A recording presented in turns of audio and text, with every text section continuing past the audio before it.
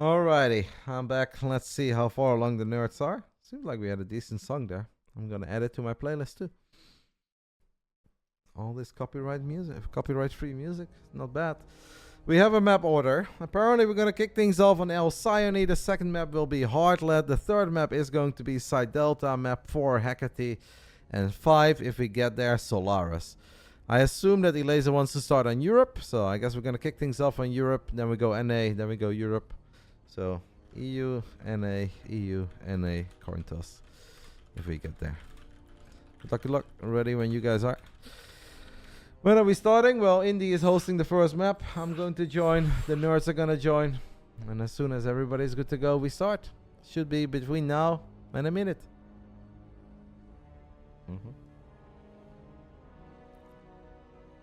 A long day of Starcraft, but definitely a fun one. Obviously, we got a crazy amount of Starcraft coming up till the end of the year. You guys will not be bored. We got a lot of WTL. We have the weeklies. We have Home Story Cup a week from now. In 3 weeks from now, we got DreamHack Masters Atlanta. I'm sure Wardy's going to run a Christmas special. A lot to look forward to. IEM Katowice qualifiers as well. Those are going to be really hyped. They're going to be very high level. It's going to be a busy time, guys. But hey, busy is good. Not too bad for the game that got released 13 years ago. Let's do it. The nerds are ready. Indy's here. I'm here. It is Poland versus Canada in this edition of the BASILISK Big Brain Bouts main event. It is Trigger versus Elazer. BASILISK versus Team Liquid. Elazer. Let's get it on. Round 1. Fight! In the top right side, we are looking at the main base of one of the best Zerg players that Europe has ever had. He's been around for quite some time now. A lot of people would say that he peaked in 2017, 2018 when he had the big runs in the BlizzCon. But he's obviously still one hell of a stud. Just an all-around stud muffin. He runs, he exercises, and he's damn good at Starcraft. It's Team Liquid's Elazer. Probably one of the healthiest pro gamers we have. That boy's so fit. In the bottom left side, we have our main base of the man that is representing BASILISK. He's hailing from Canada. He's going to duke it out with Beyond this weekend in the WTL. But that's the Terran matchup. Today we can see what his PvZ is made of. It's Trigger. Third place finisher of ESL Americas. Duking it out with someone who I believe made top 8 in Europe, right? Who did Elazer lose against in the lower bracket, guys? Was not MaxPax, right? Who did Elazer lose against in the lower bracket? He lost to Gabe, top 12. Okay, yeah. And Gabriel, 3-1, I believe that one was. Couple of crazy games between those two. That was a bit of a clown fiesta. Obviously, Elazer can do better than top 12, but you need a bit of bracket luck. We had a couple of surprising results. Upper bracket, lower bracket, and then every now and then you run into players that are very strong. Elazer obviously in the past has done a lot better than top 12 in the Europe regionals. The man is opening up. We're taking the gold here on Elazer. How are the taxes going, Lambo? Everything going well, mate? We're saving some money. I asked Lambo if he was down to play tonight. And Lambo said he was having a night where he was going to do his taxes. And he could not avoid it. You just done? Alright, I hope it's looking good, mate. Did the numbers add up? Trigger opening up here with a chrono. Obviously, I want to say should know. He hasn't seen the gold, but he's seen the other 3 locations. Did not actually see the main. I think that's maybe somewhat crazy, but I guess he's just certain that Elazer has taken the gold. And he's right in that regard. Saved every possible penny. Love to hear it. Those beers don't pay for themselves. Trigger his adapt. We'll see. Elazer's links working on the debris. Gets one shot off on a drone. Cancels the shade. Zergling speed only halfway done. Obviously at this level every single interaction is so freaking important. That goes for PvZs across the board, but against a man like Elazer you don't want to give away any freebies in the early game. Or the mid game becomes hell. Trigger will know that he needs to bring his A game tonight. I'm sure he will. It's a tough challenge, but I know he's capable of it. Elazer really loves taking the gold, by the way, on this map. The adepts shaded around, a little bit surprising. They get a drone. Zergling speed is done, so at this point these adepts are, yeah, well, I want to say stuck, but I guess away from the queen here in the choke point. They're still somewhat safe. I don't know how he's ever going to get them home. Will he let the shade finish up? Not yet, but you're going to lose it now, though. Oracle shows up, activates Pulsar Beam, gets 3 drones. So he's going to lose the adepts, but he gets 3 drones, got 1 earlier, 4 in total. I guess it's something you can live with. Trigger played on this map against Solar in the last edition of the WTL, and actually it looked really good for a bit.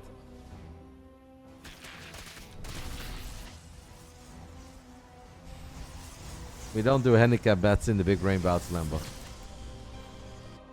We don't do those.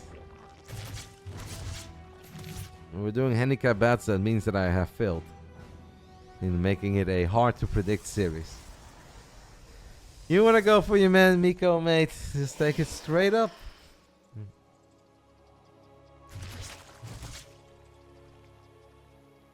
Triple Oracle is the opening here for Trigger. I expect Trigger to play a lot of Blink. I know we saw a lot of charge in the previous series, but Trigger may do that a single time. This supply block, by the way, is kind of big. We're just starting to pile, and now the Nexus is nowhere near done yet. 62 out of 62.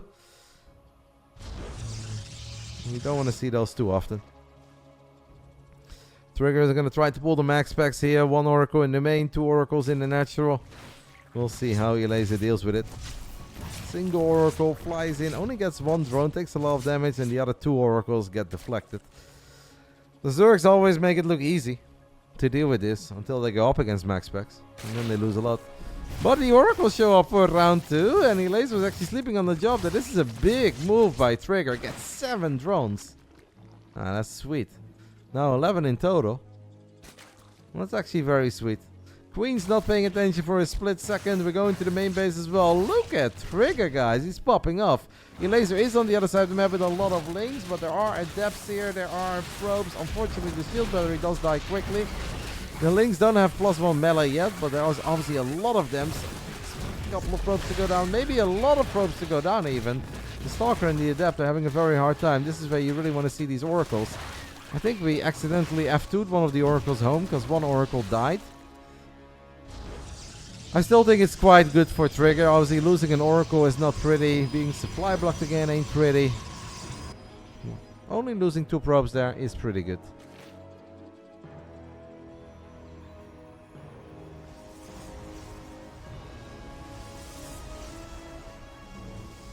I heard my door open and close. I don't know how that's possible. 5 Stalkers, 2 Adepts, and 2 Oracles is what's left here. Elazer is heading into Banelings. Overall, for 7 minutes, you gotta be happy with it. Elazer with a misrallied Overlord there, so he's giving away some freebies. You wanna be careful with those Oracles.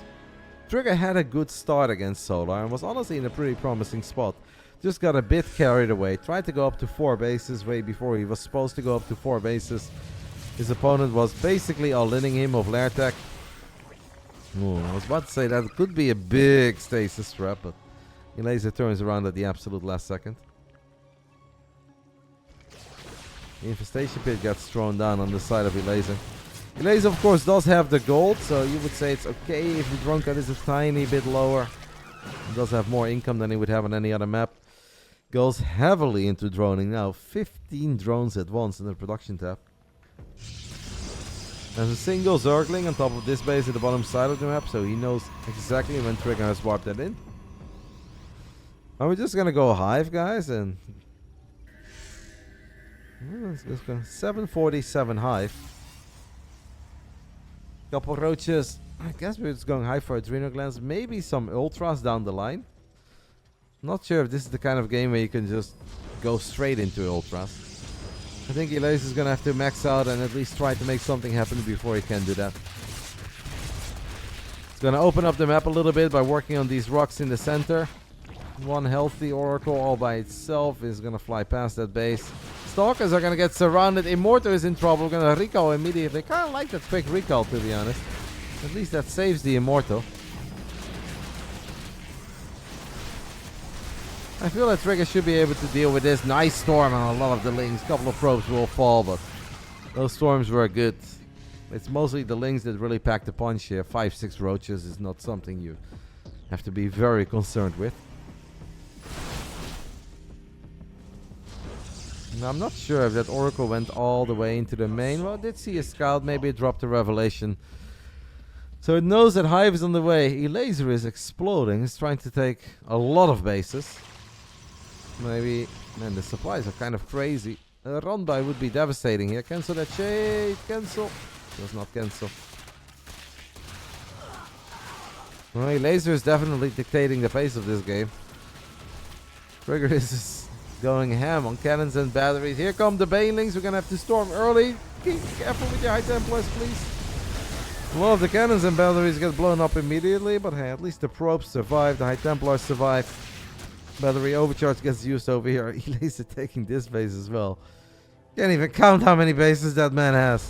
What's next? Is he going to take the gold of Trigger too? Nico.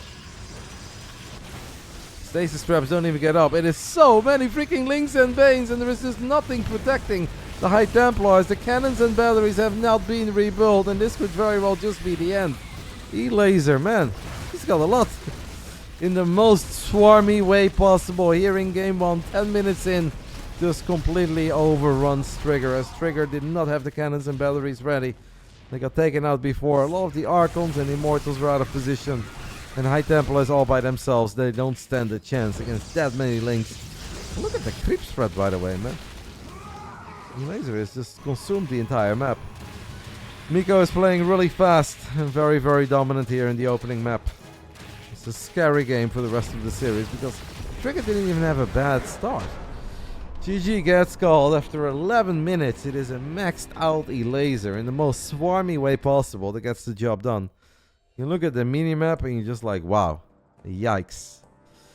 And that's a bit of an oof moment. The start wasn't even bad. That's rough. Those are honestly more painful losses than if you don't see an all-in coming, or if a couple of, like, if 16 Lings run into your natural and they kill 10 probes, right? This is almost a bit of shocking loss. Now, it was on Europe. If we want to find a silver lining, that game was on Europe. So now we're going to switch over to the American server, and that's where Trigger is going to have a bit of ping advantage. And hopefully the game is going to look different. Don't think that it really should have played out like that. Elazer's macro looked really good. The creep threat looked amazing. Intimidating game. Honestly, a bit of an intimidating game too. Let's see, what is the map choice? Heartlet will be our second map. Uh-oh. Uh-oh. Elazer showing love to Dark over here, guys. Flexing that Dark portrait. Alright, the nerds are ready. It's tough to forget about a game like that. It's tough to just shake it off and be like, ah, you know, I'll just do this. Of course, Elazer had a good Zergling run by. There were a couple of supply blocks on the side of Trigger that shouldn't have happened. The 77 out of 77 wasn't nice, lasted a bit too long. There was another one after the Ling attack where he lost a Stalker, lost a bit of mining time, lost a couple probes. Those add up. I still did not think that game was going to play out the way it did, so. That's a rough. Let's see what game 2 will bring. Round 2, fight! In the bottom right side of Heartlet, now playing with server advantage. We're on the American server. Can we turn things around? It's our Canadian Protoss representing Basilisk. It's Trigger. Top left side, looking feisty, man. I know he was live earlier today. I don't know if he's still streaming. He's playing a couple of custom games with Nikita. They'll seem to be going somewhat decent as well. Taking the 1-0 lead, Team Liquids Elazer. Thank you, Fallen, for the 1 year anniversary, matey. I appreciate it. It's been a fun streaming day. Unfortunately, I cannot do WTL tomorrow morning. It's a bit sad. I would have liked to do it. A big match tomorrow between Team Liquid and Dragon Kaiser Gaming. The winner of that series can still battle it out with the 3 highest ranked teams. I think the team that loses tomorrow is obviously gonna have a hard time, and we'll just have to focus on the playoffs. And Shane is still going at it. 500 additional bits for Roddy. What a legend. I believe that Twitch has already removed the hyper chat or the hype chat, super chat, whatever it was. They had it for like 2 months, and then they said like, it's not a success. So they removed it. But I believe now what you could do with hype chat before, you can now do with bits. Roddy, people are twisting my arms more. Are we getting a drink in Atlanta? I don't get the question, or... I mean, obviously, I'm gonna have some fun in Atlanta. We can have a drink in Atlanta. But what do you mean with people twisting your arms? Oh, you were not I thought you were planning on going. Why would you not go, Dave? My brother is calling me. Why is my brother calling me? Do you guys think that my brother, who I've been very close with throughout my entire life, knows that at this point, his little brother could be streaming? It's been like 45 Fridays in a row that he asked me to do something, and I always tell him like, I can't, I'm busy. Just casually calls me at 8:45. What a man.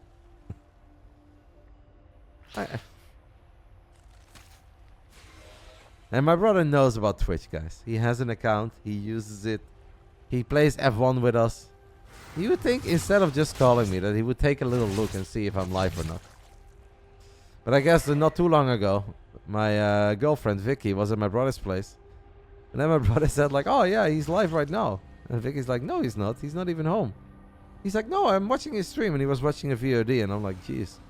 I'm a boomer, but my brother is really pushing it to another level. And he should know how Twitch works. But then just casually watching a broadcast from 2 weeks ago. It's like, yeah, look, he's live. It's not how it works, mate. We have 2 adapts shading into the natural of Elazer. A single drone has gone down so far. A couple of links getting picked off too. Trigger must be bringing out the balls. It's hard to play Disruptus against a man like Elazer when he makes that many links. And a lot of Protoss players will not feel that relying on 1 or 2 Novas is the right way to go.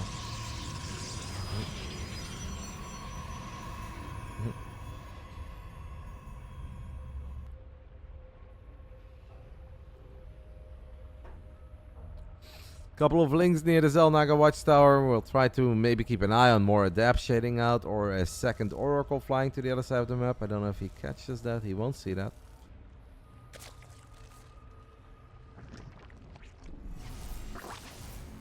Trigger's like, alright, I'll just take whatever I can grab. And that is apparently larva.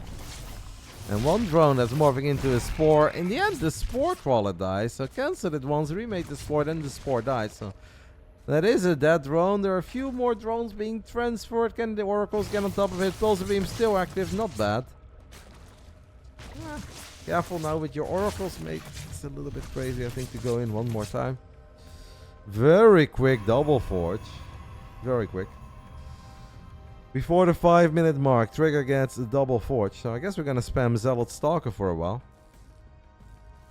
Maybe he feels that playing as passive as he did on El Sayani is not the way. And he just wants to be a little more out and about on the map. Play the trading game and apply some more pressure. The gateway, man. I'm all for some gateway magic. I don't know if they got cheaper. Maybe shields got cheaper, right? I mean, the upgrades have changed a very decent amount over the last few years. Used to take forever. First they were quick, then they were slow, then they got a bit quicker. Then the cost changed. Now shields have changed a little. Against Zerg, I guess getting better shield upgrades is kind of nice. Against Terran, it doesn't really do all that much. Also, air armor got cheaper. Not sure when we want to get air armor, guys, but in case you were wondering, +1 air armor is a lot cheaper. Maybe +2 as well. I wish they would make attack cheaper. Now we're talking about something. Maybe slightly shorter, a little cheaper. That would truly bring back the Phoenix. You just watch Phoenixes in every matchup. Life would be so good. Elazer is on 4 bases. He's dropping a hatchery and trying on the 5th. His trigger is going up to 4 bases. Honestly, it's somewhat close to this hatchery in the center. That means that we can have some non-stop battling around this Zalnaga watchtower.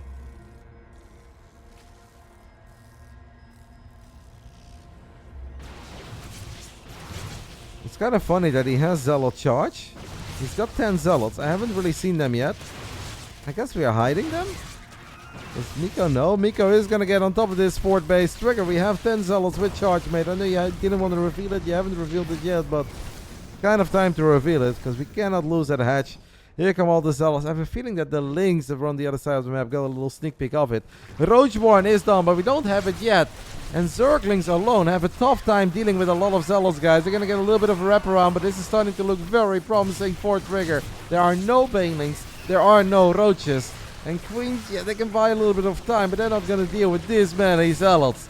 Our man from Canada is cooking on some serious gas here in game 2. Going charge, hiding all those Zealots. And it worked out, guys, in a flawless manner. And we're all tied up, just like that. Home server, apparently. Makes a difference. Obviously, this was, I think, not so much ping dependent. This has a lot more to do with strategy. That's a smart move by Trigger.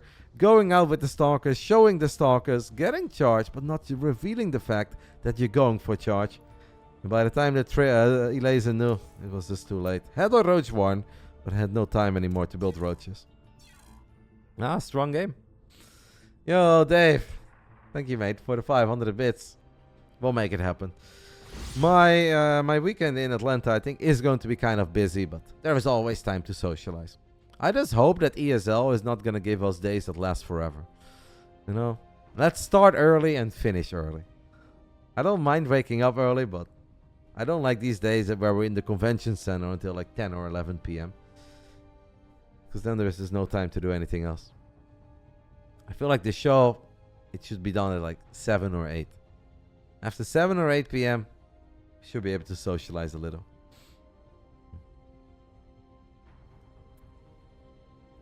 The ones in Europe always went on for almost the entire day. So I hope that it's a bit different. I don't know how it was in Atlanta last year. I know that when we were in Sweden, it was obviously like middle of the night that we had to go to the studio.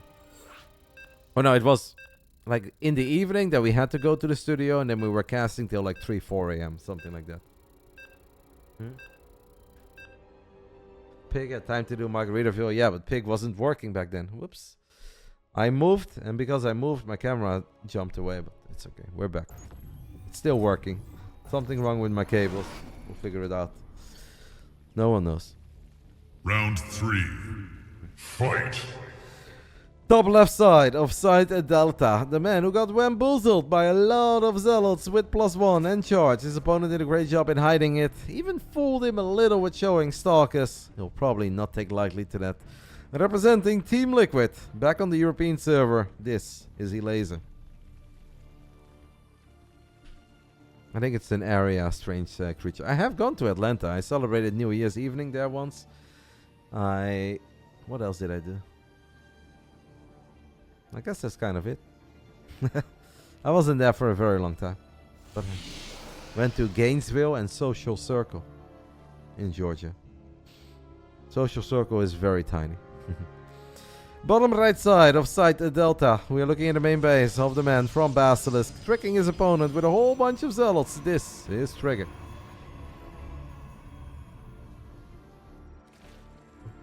I guess that's why I heard the door earlier, by the way. Maybe that was my brother.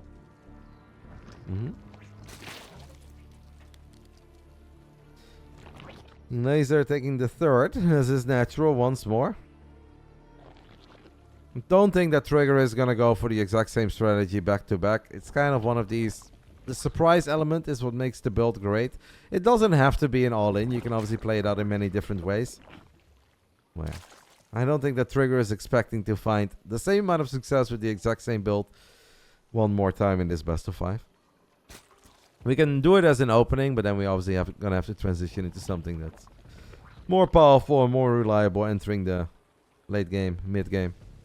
But hey, it's a nice way to tie things up. It's a nice way to shake off a pretty rough game 1. I just kind of felt that Elazer, his power was overwhelming.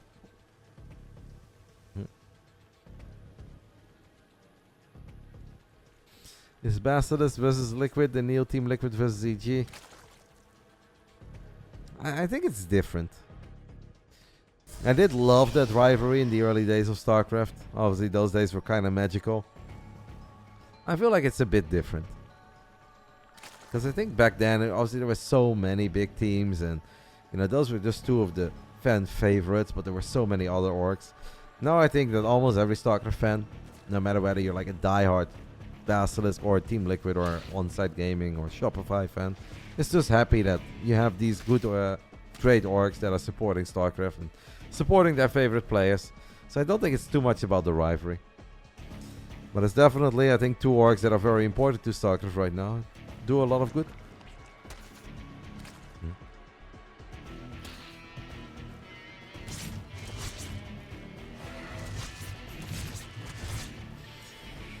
I was actually wondering, I was like, man, that is a very quick Evo chamber, guys. What is he laser cooking over here? But just morphing one of his drones into an Evo. I really wonder if players would make more money of just being a good streamer versus joining an org. But what makes you think that you cannot be a good streamer while joining an org? What do you think that I'm doing, by the way? I'm a streamer, and I joined an org. Both would be best, yeah? Yeah, absolutely. Honestly, to do very well as a StarCraft 2 streamer is really freaking hard. It's not impossible. You can absolutely make a living out of it, but not many people actually manage to be able to do so. It is easy to have some short-term success, but to do it successfully for a very long time is pretty difficult. That's the main reason why a lot of streamers come and go. Because if it was that easy, obviously everyone would do it, right? Or anyone that would start would stick around. But if that is not the case, I think you already have the answer.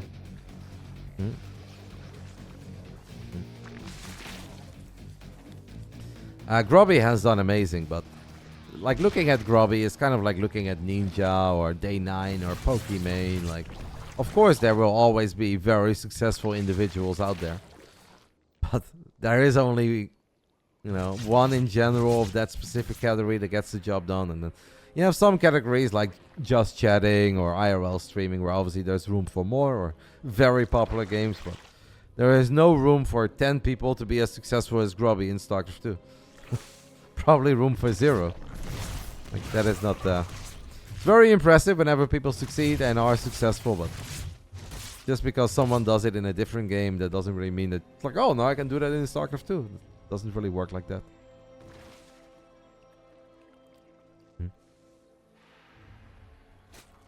Careful with the oracles here, Trigger, as they are somewhat low on HP, but he is paying attention. Has killed 4 drones, lost 1 probe. He's still looking for more. He's now in danger of losing an oracle, and by turning around and being a bit greedy, he is going to lose that oracle. That was not necessary. Kind of felt like we all saw that coming. I think Elazer saw that coming. And I kind of feel that Trigger should see that coming as well. It's of course harder to micro your oracles perfectly when you play cross-server, but it was almost like a conscious decision that he turned around and he really wanted that drone. Maybe he tried to split off the healthy oracle or the low HP oracle, send that one back, and just misclicked. That could be the case.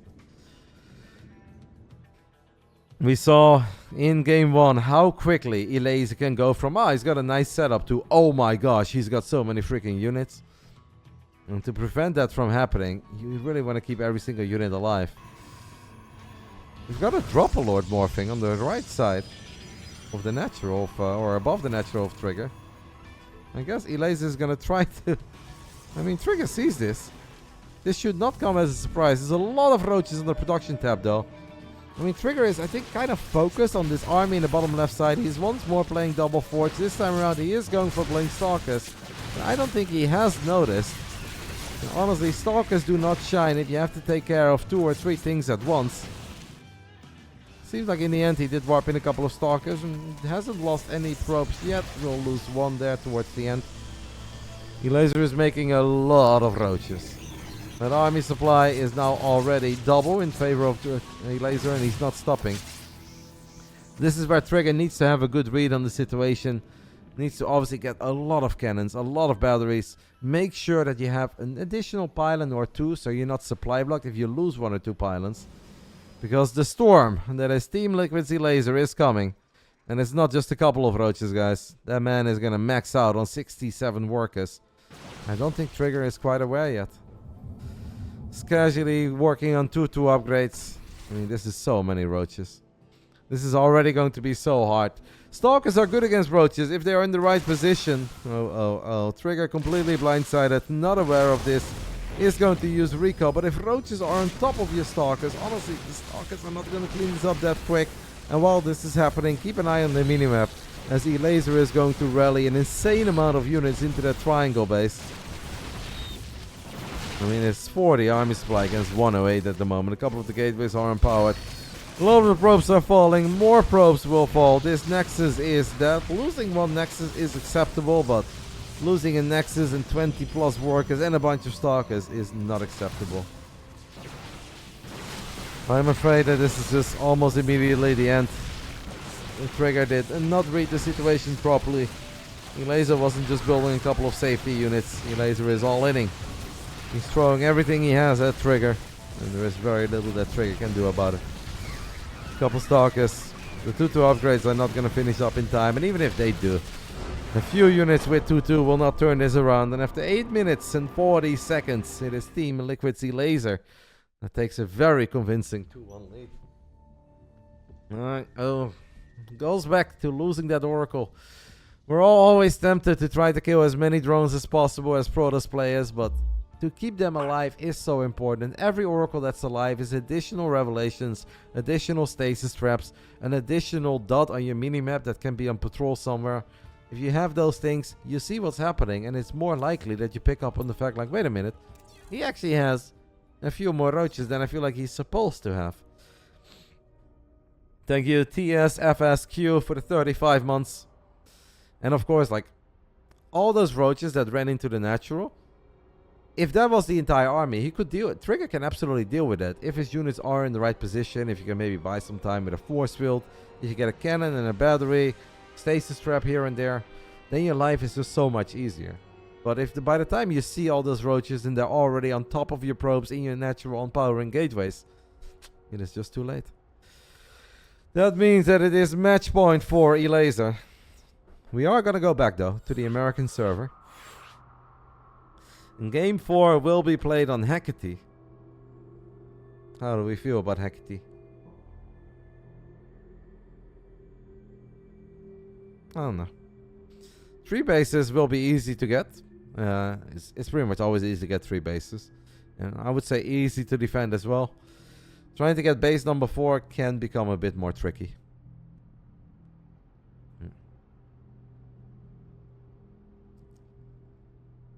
I don't make up these names. Pathogen. If it's up to me, mate, every map is just called Red Shift, Blue Shift, Ohana, Daybreak. Those are the map names that I would be using.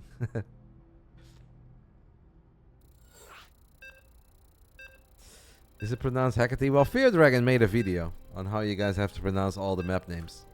So I recommend you guys taking a little look at the Twitter or the X of Ravi.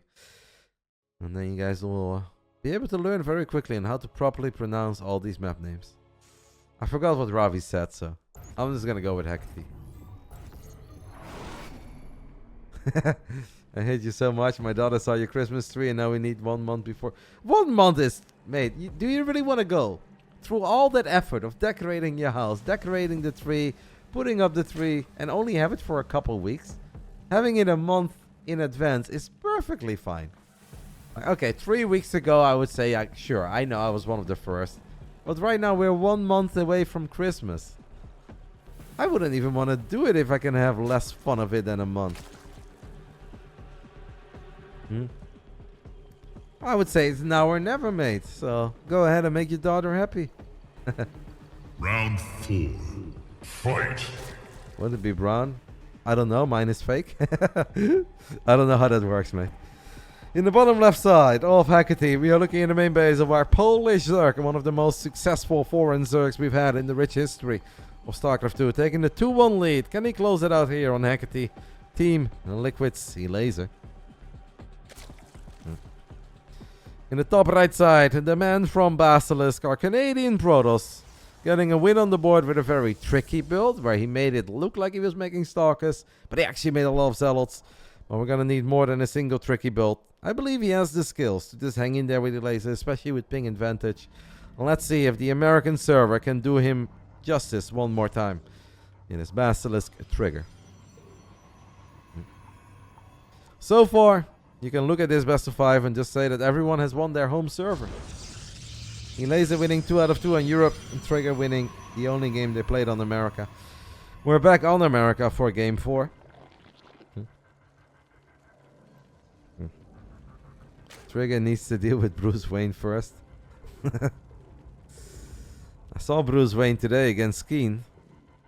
I think it's time for a name change, mate. Elazer is streaming low. Yeah, but that's absolutely allowed. Like, we even encourage that.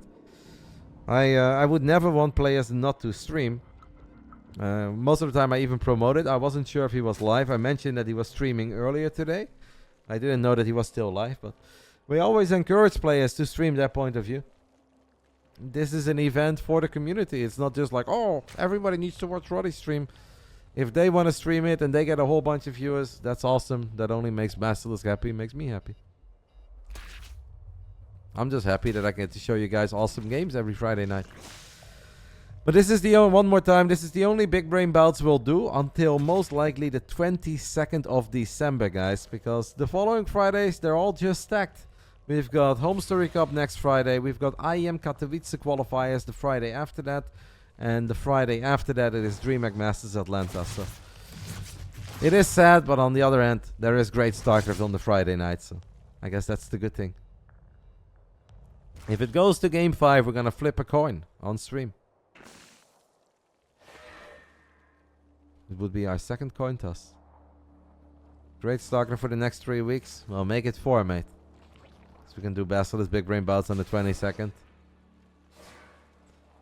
Splitting his adepts here, by the way. I obviously would not let them finish up, and he doesn't. Just scouting. That's okay. I would have killed it. If you got your adepts next to it, you may as well. How the Home Story Cup plans coming along, by the way, Bully? Any hope?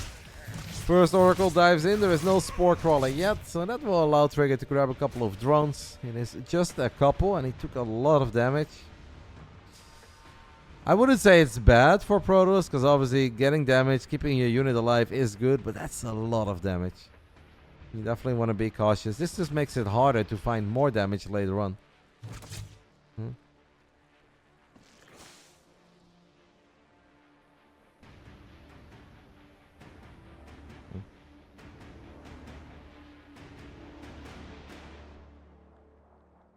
Elazer goes up to 4 bases. Taking everything at the bottom. Very quick drone pull there. One Oracle by itself. Also going to YOLO into the natural. Turns around. At that point, I almost feel like it would be better not to turn around. You know, he was so deep already. I feel like at that point, you may as well fly through. And then you can always just hide it in the bottom left side. We could have recalled it. But by turning around like that, he actually took a lot of extra shots.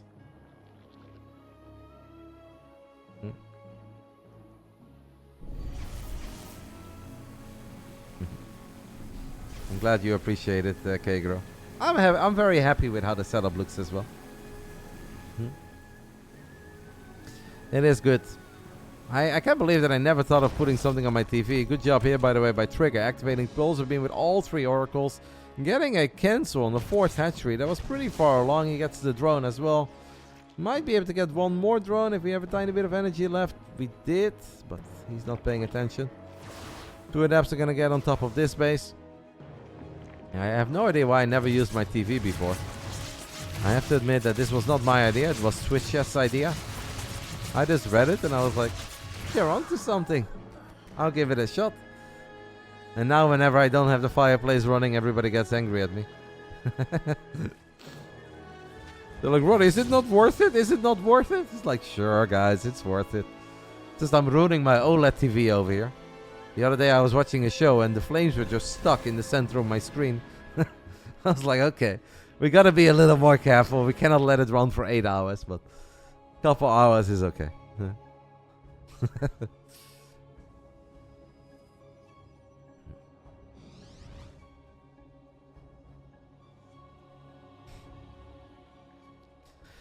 Quick RoboBay, you guys were asking for Disruptors earlier. This can obviously still be Colossus too. And with the way that Elazer is currently playing, where he's very Ling heavy, in all honesty, I would kind of prefer Colossus. We're also getting +1.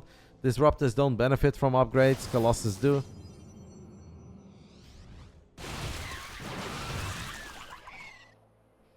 I think that day that the flames were legitimately burned into the TV, I just overdid it. I didn't think about leaving the same image on for that long that it was bad. But my TV even turned itself off after a couple of hours out of protection. And I was just sitting here like an absolute donkey. Like, why is my TV off? Let me go ahead and put it back on. So I put it back on. Put the flames on again. It was a 9-hour broadcast. Stream was over. I'm like, oh no. It's okay. I've learned my lesson. We won't do that anymore. Trigger, I think, doing a good job in being active with the Stalkerinos this time around. Like, if you compare the creep of Game 1 here to Game 4, I feel like overall we're just getting a little more done. It is double Colossus as an opening. And it's probably going to be a cancel on the Nexus. At least I hope he cancels it. We need to cancel it. Could have saved that Stalker. Please don't lose more than 1. I mean, it's okay though. It's still Lair Tech Zerg, guys. Elazer is sitting on a lot of money. Knowing Elazer is about to build 7 Overlords, and after that he's just gonna spam Roaches, Lings, and Ravages for a long time. I kind of like Trigger's setup. Honestly, I think he's doing okay. All 3 Oracles are still alive. We've got an Observer that can give us some extra info. We've got some cannons and batteries. We have double Robo against Lair Tech. I like where our Trigger is going in this game. I think he's playing it well.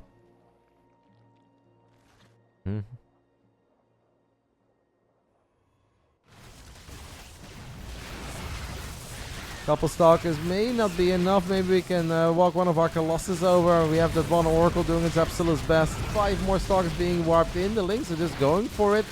Oh, this is actually now turning into a good fight for Elazer. The Lynx are feisty, huh? +1 melee Zerglings. A single Colossus would have made our life so much easier. Now the doors are open too. Oh no, a game that really looked very promising for Trigger is now not looking all that good anymore. At least we have Big Daddy Colossus holding down the line at the top of the ramp. And there are still a couple of Lings active deep inside of the main. Oh, there's minus 13 probes, minus a bunch of Stalkers. It's okay. I think he can still hold. And honestly, we can be very lucky that Elazer has not spent every single penny. There is a stasis trap here. Bailing stasis trap. Oh, baby, that's a good one. And there is another one. That one is less good. Here come all the Banes. Don't move the probes. He's looking elsewhere, guys. Oh. He is looking elsewhere. So it's not just 20 additional workers that go down. It is a Colossus that falls as well. Battery overcharge was active there for a little bit. Colossus doing their thing.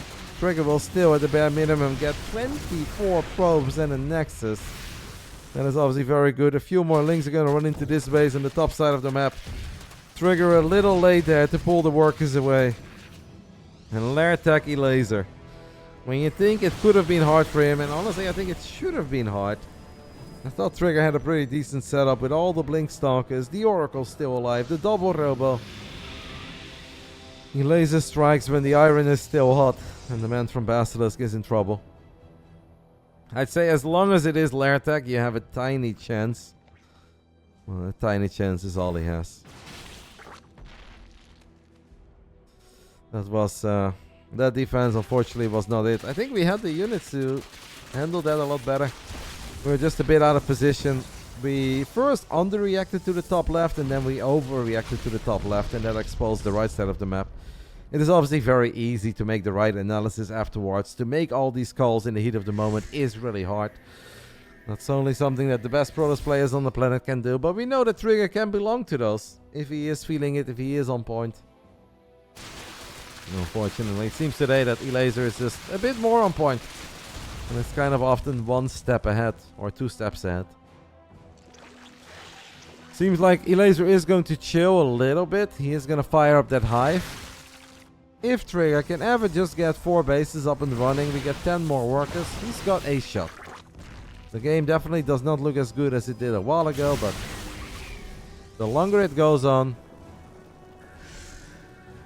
the more likely it is that there is still room for a tiny comeback.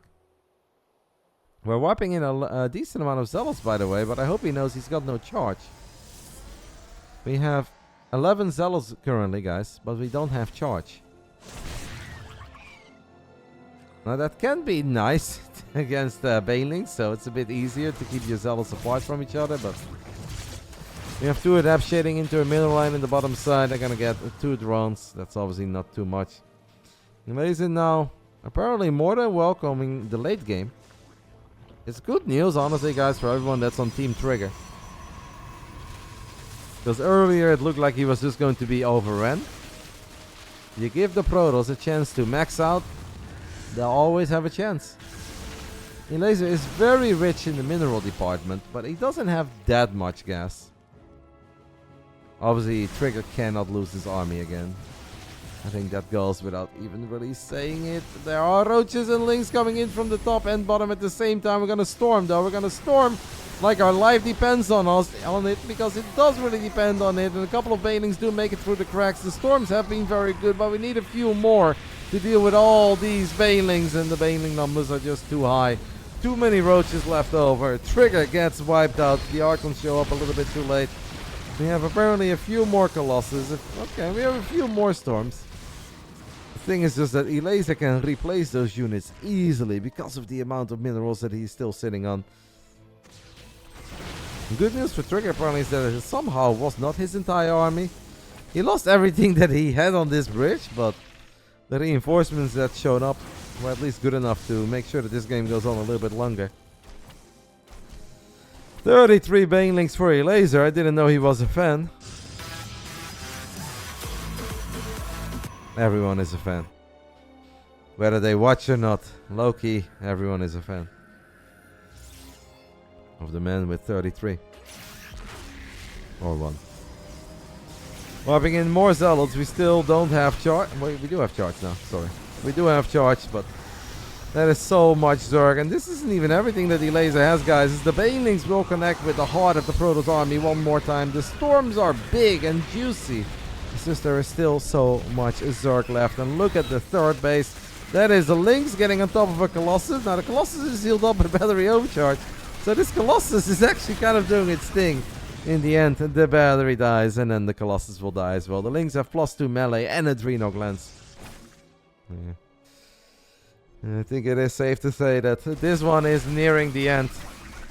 Elazer just played the better series tonight. Won his games on the European server and is going to win this one as well on the American server. I think Trigger was in a very decent spot. Very playable, just kind of got outmaneuvered. First, it did not have enough units here, then had too many units in the top left. This is indeed the last series of the night. I had a very long day of Starcraft, guys. I started going live at like 11:30 a.m. It is, I don't know, 9 p.m. right now. Long day. It will come to an end with Trigger crowning himself as the winner of this edition of the Big Brain Bouts main events. And he's gonna do it in style with Lynx, Banelings, Ultras, a couple Queens helping out as well. And that will be all zeroed. $150 will go to the man from Team Liquid. Unfortunately for Trigger, it is back to the drawing board. A series to learn from. Definitely had his moments, had a couple of alright setups. But in the end, Elazer just a bit too quick, a bit too powerful today. And that will be it, guys, for this edition of the Big Brain Bouts. Big Brain Bouts. Not Bane. Brain. It's been a very long day of StarCraft for me. Fortunately, we ran somewhat fast. I think we had fun games. Maybe it wasn't the most epic Big Brain Bouts ever, but I still think we had a couple of fun games. We had some good performances. Our man Figaro played very well. Obviously, trigger on point. I think Boanan against Luo Elise was fun. It's a shame that my boy Wingend wasn't able to get a point on the board, but I think overall it was a fun Friday night of video games, and I hope you guys liked it. Thank you to Shane. If you guys want to show some love to Basilisk, you guys can do that with !Basilisk in the chat. It will link you to their Twitter or their YouTube. If you've missed some games or you want to watch some of the old Big Brain Bouts back, we've had the best players in the world playing, like Serral, Clem, Reynor, MaxPax, etc. You guys can always do that. We had a couple of truly epic nights, so if you're ever bored and you don't mind that it's not live and you just want to watch a couple of great games, let's take a look at the Basilisk YouTube channel. The link is in the chat. And that's where you guys can write lovely things as well.